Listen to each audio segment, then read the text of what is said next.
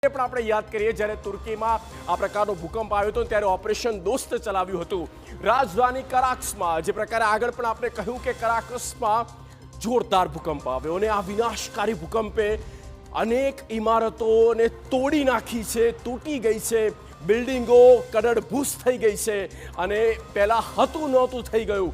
10,000થી 1 લાખ સુધી આ મોતનો આંકડો જઈ શકે છે। આપ વિચાર કરો કે 1 લાખ સુધી લોકોના ટપોટપ જીવ જાય અને આ કેવી તબાહી ત્યાં બની હશે। વેનેઝુએલામાં રાષ્ટ્રીય કટોકટી જાહેર કરવામાં આવી, એક રીતની ઇમરજન્સી લાગુ કરી દેવામાં આવી છે। છેલ્લા 126 વર્ષનો આ સૌથી મોટો ભૂકંપ, જેને આપણે એ શબ્દોમાં ન સમજી શકીએ, ન અનુભવાય, કારણ કે આ જે સ્થિતિ બની છે તે વેનેઝુએલા દેશના લોકો જ્યારે અનુભવ કરી રહ્યા છે અને કંપારી છૂટી જાય। અને 1900માં જ્યાં 7.7ની તીવ્રતાનો એ ભૂકંપ આવ્યો હતો અને ત્યારે ફરી એકવાર 126 વર્ષ બાદ, એટલે કે આ સદીનો સૌથી મોટો જબરદસ્ત જે ભૂકંપ આવ્યો છે અને આફ્ટર શોક્સ પણ ઘણા આવ્યા છે અને તેના કારણે આ તબાહી મચી ચૂકી છે।